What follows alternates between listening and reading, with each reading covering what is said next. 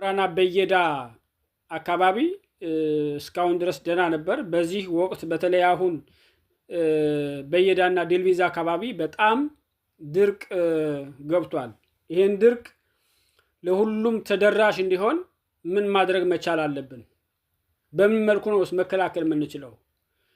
ይሄን ድርቅ አሁን ድርቁ ለአሁኑ አይደለም ለሚመጣው ዓመት ነው ይሄ ማህበረሰብ የሚጎዳው።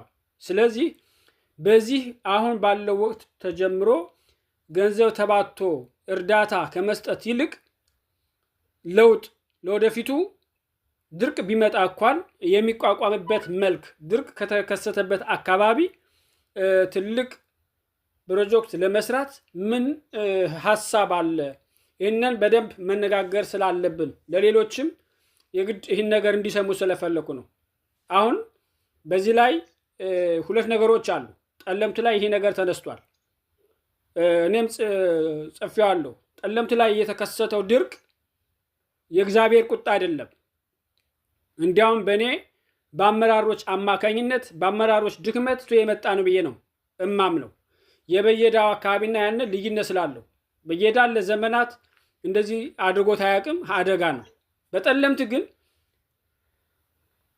ከ30-40 ዓመት ሙሉ እርዳታ ድርቅ እየተባለ ሲረዳ ነው የሚኖረው።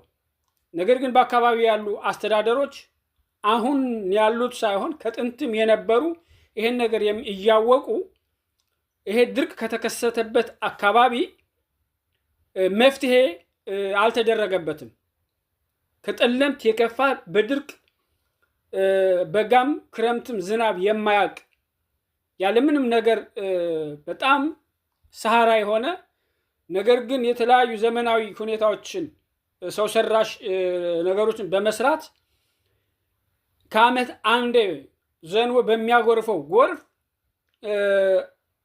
በተለያዩ አትክልትና ፍራፍሬ ማሽላና በቆሎም እያመረቱ ለእንስሳት መኖ በማድረግ በጣም ትልቅ ትርፋማ የሆኑ አገሮች አሉ።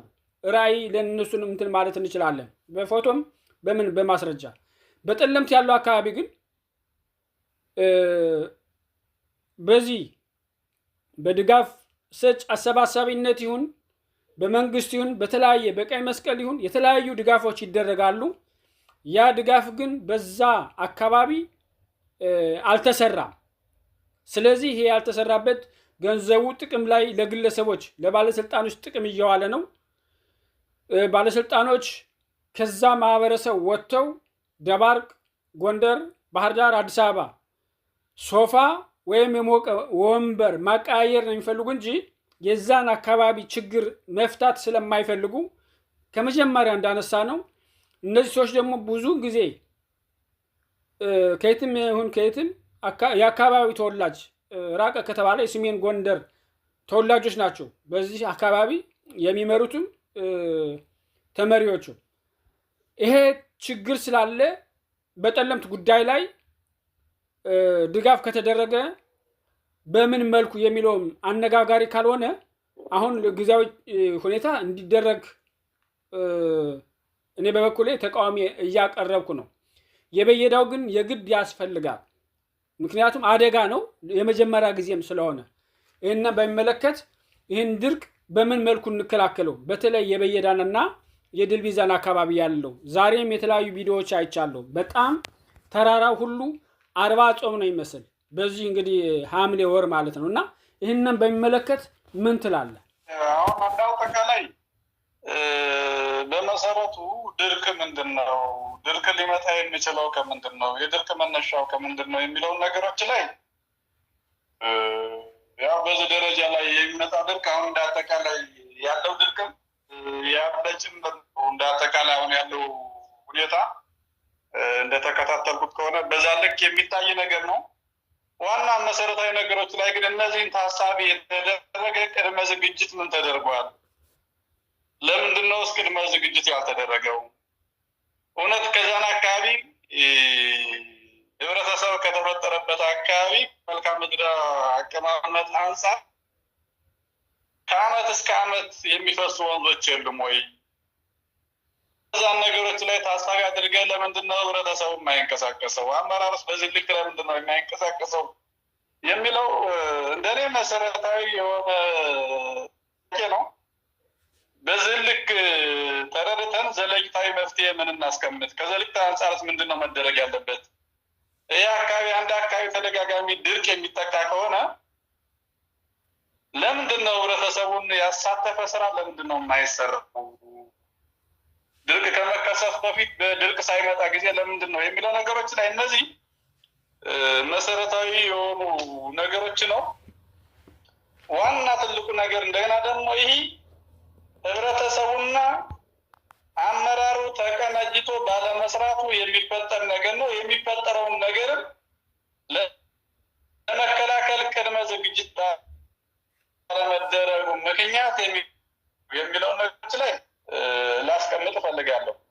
ከዛም ውጭ በዘለለ መንገድ ያው ሲያሸይ ጭስ ወጋይ ነው። ቅድም ስታስቀምጠው እንደነበረ እንደ ጸለምትም እንዳንድ አካባቢ የአካባቢን ችግር መነሻ በማድረግ የአካባቢን ህዝብ ስቃይ መነሻ በማድረግ በዛን ደረጃ ላይ ለህዝብ ተብሎ የሚመጣውን ነገሮች ላይ ወደ ራስ አዙሮ መጠቀም በጣም መሰረታዊ የሆነ ስህተትና ከአንድ ሰው ጠበቅ አስተሳሰብ ነው። ይህ ነው አካባቢውን እየገደለ ያለ፣ አካባቢውን ወደ ተሻለ ደረጃ ላይ እንዳይሄድ እያደረገ ያለ ህብረተሰብ ከድርቅ ከተለያየ ጥቅም ሊያስተላልፈውና ወደዛ ሊያስሄዱ የማይችል ነገሮች ላይ እነዚህ ነገሮች ናቸው ያሉ ማለት ነው። እና እነዚህ ነገሮች ላይ በሚፈጠር መንገድ እንደገና ደግሞ ህብረተሰቡ በመንግስት ላይ ቅራኔ እየያዘ የመንግስት አካላት እንደገና ደግሞ ምን አባቱ ያመጣል ይህ ህዝብ እየተባለ እያናረረ የሚሄድበት እድል እየተፈጠረ ይኖራል ማለት ነው። እና አመራሩም ልክ በዛን ደረጃ ላይ የህብረተሰቡን ችግር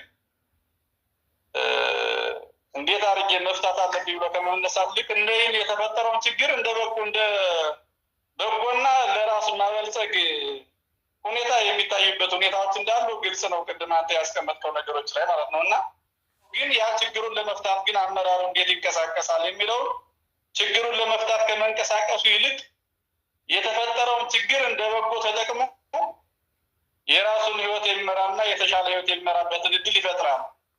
ለህብረተሰቡ ተብሎ የመጣውን ነገሮች ላይ ወደ ግሉ የሚያደርግበት አዝማሚያ ይታያል የሚለው ነገሮች ላይ በትልቁ ሊሰመርበት ይገባል። ይህ ነው ዋና ትልቁ ነገር መስተካከል ያለበት እና እነዚህ መሰረታዊ ነገሮች ላይ ስለሆኑ እነዚህ ችግሮች እንዴት ነው መፍታት ያለብን?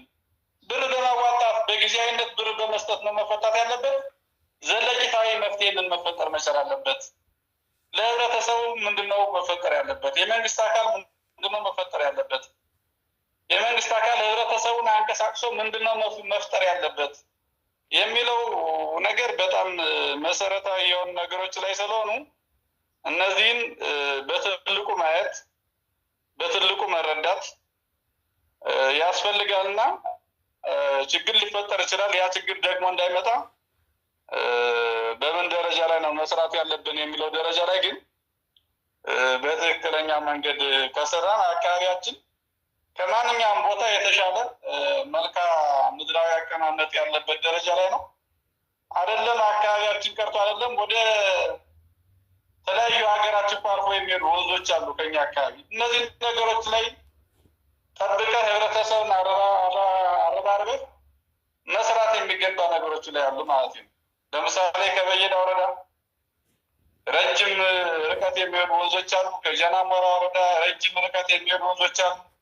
ከጸለምትም ጭምር እነዚህ ነገሮች ላይ አሉ እና እነዚህ ነገሮች ላይ ከመጠቀም አንጻር ምንድን ነው ችግሩ የሚለውን ነገሮች ላይ በትክክለኛ መንገድ መውሰድ መቻል አለብን እና እነዚህ ነገሮች ላይ ለመፍታት ተደብሮ ካላደረግና ያው ድርቅ ነገ ከነገ ወዲያም ሊመጣ ይችላል። እነዚህን ታሳቢ ያልተደረገ ስራ ካልሰራ በጊዜያዊነት ብር እያዋጣ እየሰጠ ይህ ነገር ይፈጸማል ተብሎና ህብረተሰብን ከጥገኝነት ሊያላቅ የማይችል ነገር ስለሆነ በትልቁ በረጅሙ አቅደህ ህብረተሰብን ያንቀሳቀሰ ስራ ካልተሰራ አሁን ባለው ደረጃ ላይ ችግሮች መሰረታዊ ነገሮች ላይ ሊፈጠሩ አይችልም የሚል ሀሳብ አለኝና አጠቃላይ አካባቢ ዝም ብሎ የተራቆተ ነው። በተለያየ ሀገሮች ላይ በተለያየ አካባቢ ችግኝ ይተከላል። ያ ሲሰርቅ ነው የምታየው። ወደኛ አካባቢ እንደገና ደግሞ በቃ ለሚዲያ ጋጋታ ካልሆነ በስተቀር ያን የአካባቢውን ህብረተሰብ የአካባቢውን ምህዳር መነሻ ያደረገ ችግር ፈቺ የሆኑ ነገሮች ላይ ሲለማ አይታይምና እነዚህ እንደገና ደግሞ ያው በጋራ ሆነን ተንቀሳቅሰን ያለውት ካላማጣን አስቸጋሪ ስለሚሆን ዝም ብለህ ችግር ተከሰተ ብቻ በሚባልበት ደረጃ ላይ ብር እያዋጣህ ብትልከው የህብረተሰቡን ችግር ከምንጩና ከታች ወርዶ ሊፈታ የማይችል ነገር ስለሆነ በዚህ ደረጃ ላይ በሰፊው ጠለቅ ያለ የተማሩ አካላትን በዚህ ደረጃ ላይ ገብተው ከህብረተሰቡ ላይ ዘለቂታዊ መፍትሄ ካልተፈጠረ በአመራሩ ብቻ ችግር ይፈታል ብሎ ማሰብ ተሰብ አይደለም። ቅድም እንዳልኩት ህብረተሰብ ማንቃት፣ ህብረተሰብ ማደራጀት ያስፈልጋል። ያልኩትም ለነዚህ ነገሮች ላይ ነው። ህብረተሰቡ ከተደራጀ፣ ህብረተሰቡ ከነቃ፣ የነቃ ህብረተሰብ ከተፈጠረ እነዚህ ነገሮች ላይ በአካባቢ ዝናብ በሚዘንብበት ደረጃ ላይ ውሃውን እያቋረጠ አግባቡ እንዴት መያዝ እንዳለበት ሊፈጠሩ የሚችሉ ነገሮች ላይ ስለሚሆን በዚህ ልክ ተረድተን ዘለቂታዊ መፍትሄ የሚመጣበት እድል ካልተፈጠረ አስቸጋሪ ነው የሚል ሀሳብ አለና እና አጋጣሚ ወደዛ ወደ በየዳ አካባቢ ዛሬ ትንሽ ከሰለሞኑ ደመና ምናምን ሲያንዛብ ነበረ። ዛሬ ግን ጥሩ የሆነ ዝናብ ያገኘበት እድል አለ። ይህ ዘለቂታዊ ከሆነ አካባቢውን ከተረጅነት የሚቀንስበት እድል ይፈጠራል የሚል ሀሳብ አለና እነዚህ ያነሳቸው ጥያቄዎች ግን ትክክለኛ የሆኑና ከአንድ ቀን የሆነ ሰው የሚጠየቁ ነገሮች ላይ ስለሆኑ ዋና ግን ተናበ ድርቅ ከመከሰቱ በፊት ድርቅ ቢከሰትስ እንዴት ይፈጠራል የሚለውን ነገሮች ላይ ቅድመ ትንታኔ እየሰጠ በዛ ደረጃ ላይ የህብረተሰብ ችግር ካልተፈታ አሁን ባለው ደረጃ ላይ ግን ችግሩን ከምንጩ ማድረቅ አይቻልም የሚል እይታ ነው ያለኝ።